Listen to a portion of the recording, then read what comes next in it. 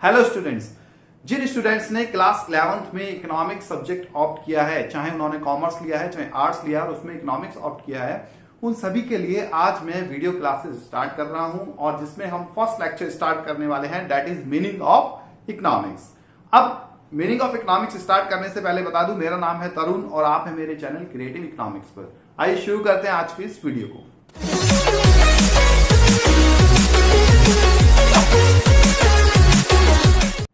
तो सबसे पहले तो हम जानेंगे कुछ बेसिक चीजें इकोनॉमिक्स के बारे में कि वर्ड इकोनॉमिक्स कहां से ड्राइव हुआ है, इसका मीनिंग क्या है और कौन कौन सी टर्म्स आप पढ़ने वाले हैं क्लास 11th में। तो आपका जो बेटा क्लास 11th का सिलेबस है उसमें दो चीजें हैं, एक तो माइक्रो इकोनॉमिक्स पढ़नी है हमने, ठीक है, और दूसरा हमने पढ़ना है स्टैटिस्टिक्स फॉर इकोनॉमिक्स, ठीक है। तो सीबीएसई जो स्टूडेंट्स हैं उनके सिलेबस में क्लास 11th में दो बुक्स का सेट आएगा आपका। The one is microeconomics, another one is statistics for economics। हम माइक्रो इकोनॉमिक्स पहले कवर करेंगे और साथ साथ बीच में हम स्टैटिस्टिक्स भी कवर करते रहेंगे, लेकिन आज की इस वीडियो में हम जानेंगे what is the meaning of economics, economics आखिर होती क्या है और इकोनॉमिक्स को हम कैसे इंट्रोड्यूस कर सकते हैं। कोई हमारे से पूछे भाई व्हाट इज इकोनॉमिक्स, तो हम उसको क्या बताएंगे, ठीक है। तो सबसे पहले तो मैं आपको बता दूं, जो वर्ड इकोनॉमिक्स है that is derived from the Greek word oikonomia. किससे ड्राइव हुआ है ये? ओइकोनोमिया से। ओइकोनोमिया का मतलब क्या होता है? ओइकोनोमिया का मतलब होता है management of household. Household means family and उसका मैनेजमेंट। अब सबसे पहले आप ये जान लीजिए कि कोई भी ह्यूमन बीइंग, अगर कोई ह्यूमन बीइंग है तो उसकी लाइफ में दो चीजें होती हैं। क्या दो चीजें होती हैं? The one is resources, another one is wants, ठीक है। हर ह्यूमन बीइंग की लाइफ में कुछ रिसोर्सेज है। रिसोर्सेज जैसे कि मैं कह सकता हूं इनकम है उसके पास, किसी की इनकम 10,000 रुपीज पर मंथ है, किसी की 5,000 रुपीज पर मंथ है, किसी की 50,000 रुपीज पर मंथ है, किसी की इनकम लाख रुपीज में है, किसी की करोड़ में भी है, ठीक है। Every one is having some resources. On the other hand there are some wants. हर ह्यूमन बीइंग की कुछ वॉन्ट्स हैं। क्या हो सकती है वॉन्ट्स? कुछ बेसिक नेसेसिटीज हो सकती है वॉन्ट्स में। साथ साथ हर आदमी क्या चाहता है कि मेरे पास अच्छे घर हो, अच्छे कपड़े हो, अच्छा रहन सहन हो, एजुकेशन हो, हेल्थ हो, ये सारी चीजें हो। तो हर ह्यूमन बीइंग ये चाहता है। और एक और बात है कि वॉन्ट्स जो है, वॉन्ट्स की एक फीचर है, दीज आर अनलिमिटेड। वॉन्ट्स क्या होती हैं? अनलिमिटेड होती हैं, जबकि रिसोर्सेज क्या होते हैं बेटा? लिमिटेड होते हैं। Every human beings has some resources. हर ह्यूमन बीइंग के कुछ रिसोर्सेज होते हैं, those are limited in comparison to the wants. Limited हो सकता है मेरी इनकम 1 लाख रुपए, हो सकता है किसी की income 1 crore rupees per month हो, किसी बिजनेसमैन की, लेकिन उसको यह फील होता है कि उसकी इनकम कम है। आज किसी की सैलरी मान लीजिए 50,000 है, ठीक है, तो उसको ये लगेगा कि उसकी सैलरी नहीं भाई 50 नहीं, अब कितनी होनी चाहिए? 70,000 होनी चाहिए। जब 70 हो जाएगी तो उसको लगेगा 1 लाख होनी चाहिए। जब 1 लाख हो जाएगी तो उसको लगेगा 1,20,000 होनी चाहिए। तो हर ह्यूमन बीइंग की जो इनकम है वो उसको कम लगती है, लेकिन वॉन्ट्स, आज मेरे पास साइकिल है तो मुझे लगेगा बाइक होनी चाहिए, फिर बाइक हो जाएगी तो लगेगा गाड़ी होनी चाहिए, गाड़ी होने के बाद लगेगा अच्छा घर होना चाहिए, बहुत बड़ा बंगला होना चाहिए, फिर किसी अच्छी पॉश सोसाइटी में मैं विदेश भी जाना चाहिए और सारी लग्जरीज मेरे पास लाइफ की होनी चाहिए। It means my wants are unlimited. Wants जो है मल्टीप्लाई होती रहती हैं डे बाय डे, ठीक है। एक तरफ तो रिसोर्सेज हैं जो मुझे लिमिटेड लगते हैं, दूसरी तरफ मेरी वांट्स हैं जो डे बाय डे मल्टीप्लाई होती रहती हैं। ये किसके साथ होता है? ये हर ह्यूमन बीइंग के साथ होता ही होता है, रैशनल ह्यूमन बीइंग के साथ। किसके साथ? रैशनल ह्यूमन बीइंग की स्टडी करते हैं हम केवल इकोनॉमिक्स में। ऐसे साधु महात्मा बाबा लोगों की स्टडी नहीं कर रहे जिनको कोई फर्क नहीं पड़ता इनकम से या वॉन्ट से। अब ये जो रिलेशन है इन दोनों में, देखो वॉन्ट्स क्या है? अनलिमिटेड, रिसोर्सेज क्या है? लिमिटेड। इसे कहते हैं हम स्कार्सिटी। क्या बोलेंगे इसको? Scarcity. Scarcity is the situation when supply of resources is less than their demand. जब किसी ह्यूमन बीइंग को ये लगे कि उसके पास जो है वो कम है in comparison to his wants, कि उसकी जो वांट्स हैं वो ज्यादा है, उसकी इनकम कम है, और ये हमेशा लगेगा जब तक उसकी डेथ नहीं होगी, till the last day of his life he will feel that कि उसके पास जो इनकम है वो कम है और उसकी जो वांट्स हैं वो अनलिमिटेड हैं। ठीक है, तो इस सिचुएशन को हम कहते हैं scarcity. Scarcity is a fundamental economic problem. Scarcity किसी भी ह्यूमन बीइंग की लाइफ की फंडामेंटल इकोनॉमिक प्रॉब्लम होती है जो वो अवॉइड नहीं कर सकता। दूसरी बात, एक तो रिसोर्सेज लिमिटेड थे, ठीक है, दूसरी बात क्या है, they have alternative uses. Resources के क्या होते हैं, अल्टरनेटिव यूजेस होते हैं। अब आप कहेंगे भाई ये अल्टरनेटिव यूजेस क्या है? अल्टरनेटिव यूजेस का मतलब होता है कि आज मेरी पॉकेट में 100 रुपीज है तो I can purchase a food item from that. मैं कोई बर्गर खरीद सकता हूं, कोई पिज्जा खरीद सकता हूं, या फिर मेरी जेब में अगर 100 रुपीज है तो मैं कोई उससे पेन, कॉपी, कुछ भी आइटम खरीद सकता हूं। मैं कोई ट्रेवल कर सकता हूं एक जगह से दूसरी जगह, मैं उसको सेविंग भी कर सकता हूं। I have so many options to spend my money. मेरी इनकम अगर 10,000 रुपीज पर मंथ है, मेरी इनकम अगर 50,000 रुपीज पर मंथ है, तो मुझे क्या लगेगा कि भाई इतने पैसे मैं हेल्थ पे खर्च कर सकता हूं, इतने एजुकेशन पे खर्च कर सकता हूं, इतने फूड पे खर्च कर सकता हूं, इतने एंटरटेनमेंट पे खर्च कर सकता हूं, इतने घूमने पे खर्च कर सकता हूं। यानी कि जो मेरे पास रिसोर्सेज हैं, they have alternative uses, they have so many uses. अगर रिसोर्सेज का केवल एक ही यूज होता, दैट इज फूड, रिसोर्सेज से केवल फूड ही आता या केवल क्लॉथ्स ही आते, तो प्रॉब्लम नहीं होती। प्रॉब्लम कब आती है? जब मेरे सामने चॉइस आती है। क्या चॉइस आती है कि उन 100 रुपीज को फूड पे खर्च करूं, या फिर उन 100 रुपीज को बुक्स पे खर्च करूं, या फिर उन 100 रुपीज से कहीं ट्रेवल करूं। तो इन सारी चीजों में अब प्रॉब्लम क्या आती है कि रिसोर्सेज हैव अल्टरनेटिव यूज, और अल्टरनेटिव यूज होने से, और वांट्स तो अनलिमिटेड है। अब मुझे यह डिसाइड करना है कि कौन सी वांट को पहले सेटिस्फाई करूं, कौन सी वांट को बाद में। A human being has to decide which want has to be satisfied first and which want has to be satisfied later, कि पहले किस want को पूरा करना है और बाद में कौन सी want को पूरा करना है।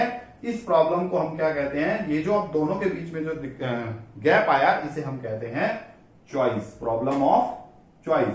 अब आपको ये बात याद रखनी है कि स्कार्सिटी एंड चॉइस, क्या बोल रहा हूं मैं, scarcity and choice are scarcity and choice are two fundamental economic problem। ये दोनों क्या होती हैं, फंडामेंटल इकोनॉमिक प्रॉब्लम होती है।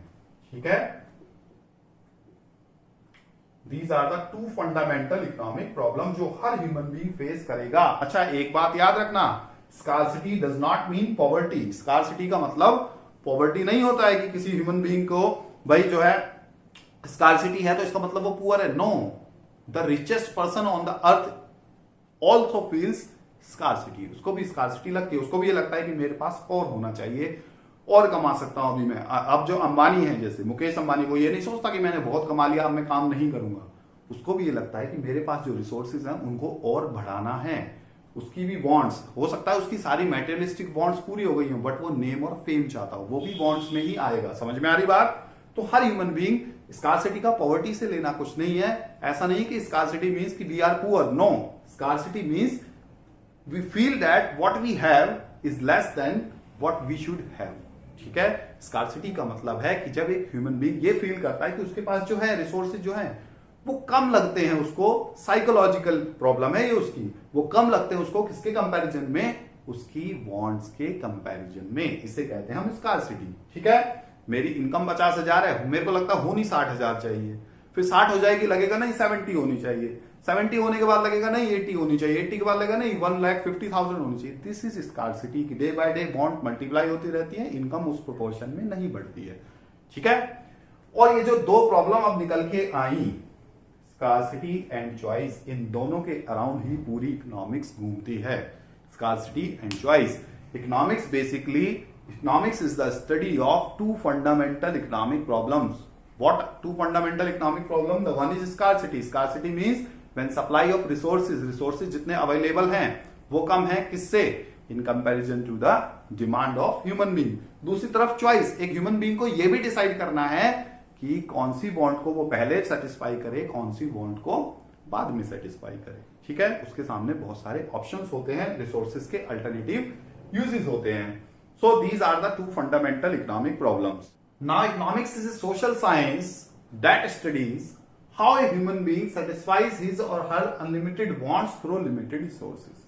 या फिर हम ये भी कह सकते हैं economics is a social science that studies how a human being use his limited resources in comparison to unlimited wants, कि कैसे एक ह्यूमन बीइंग अपने लिमिटेड रिसोर्सेज को रैशनली यूज कर सकता है। रैशनली मींस बेस्ट वे में, जिससे उसकी अनलिमिटेड वांट्स को पूरा किया जा सके।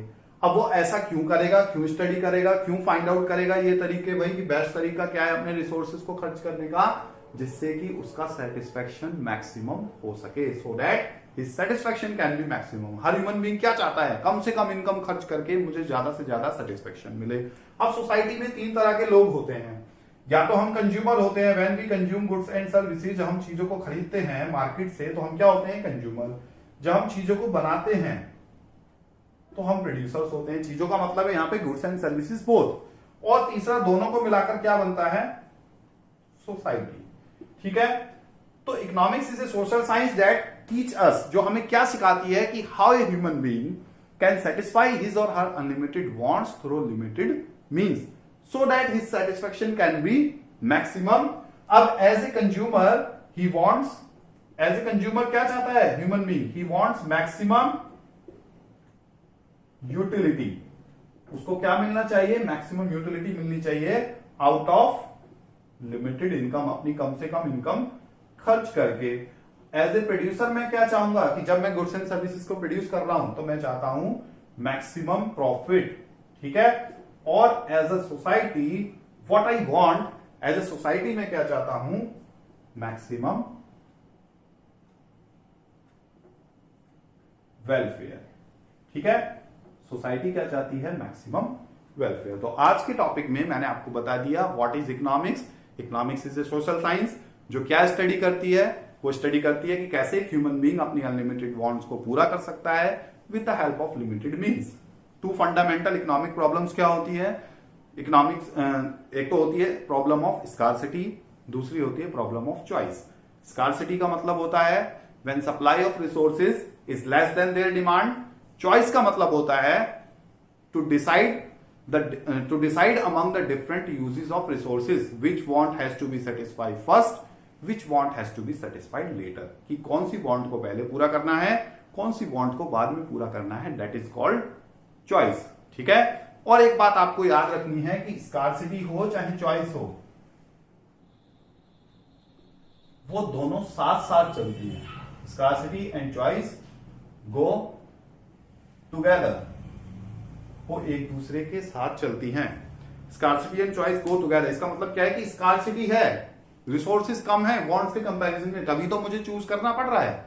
अगर रिसोर्सेज ही अनलिमिटेड होंगे किसी के पास तो उसको फिर चूज नहीं करना पड़ेगा, वो जो चाहे चीज खरीद सकता है। दूसरी तरफ क्योंकि रिसोर्सेज के अल्टरनेटिव यूजेस हैं, क्योंकि मेरे पास बहुत सारे ऑप्शन हैं, इसलिए मैं ज्यादा रिसोर्सेज चाहता हूं, इसीलिए स्कार्सिटी है। स्कार्सिटी होने से चॉइस है, चॉइस होने से स्कार्सिटी है। इस बात को आप ऐसे समझ सकते हैं कि अगर मेरे पास अनलिमिटेड इनकम होगी तो फिर चॉइस होगी नहीं, मैं कुछ भी खरीद लूंगा। अगर चॉइस ही नहीं होगी, अगर मुझे पता है इनकम का केवल एक ही यूज है फूड, तो मैं बस उतनी ही इनकम कमाना चाहूंगा जिससे मैं फूड खरीद सकूं। स्कार्सिटी एंड चॉइस को टुगेदर, दोनों एक साथ चलते हैं। तो आज के इस वीडियो में मैंने आपको सिंपल वर्ड्स में, बहुत ही आसान लॉजिकल वर्ड्स में बता दिया कि व्हाट इज इकोनॉमिक्स। अगर आपको कोई डाउट है इस डेफिनेशन में तो आप डेफिनेटली मेरे से पूछ सकते हैं। Thanks for watching creative economics.